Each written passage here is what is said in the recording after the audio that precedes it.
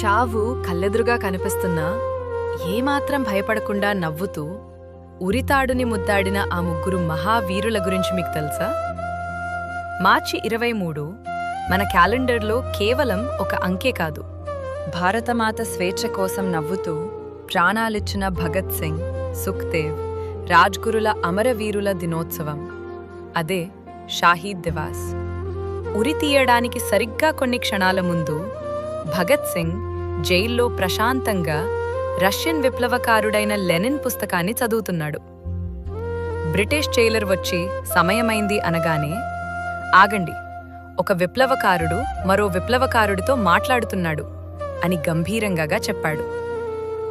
ఉరికంభం ఎక్కడానికి కేవలం కొన్ని నిమిషాల ముందు కూడా ఏమాత్రం భయం లేకుండా అంత ప్రశాంతంగా మరొక విప్లవకారుడి పుస్తకం చదువుతున్నాడు అంటే దేశం కోసం ప్రాణాలివ్వడానికి అతనెంత సంతోషంగా సిద్ధపడ్డాడో ఈ ఒక్క మాట తెలియజేస్తుంది.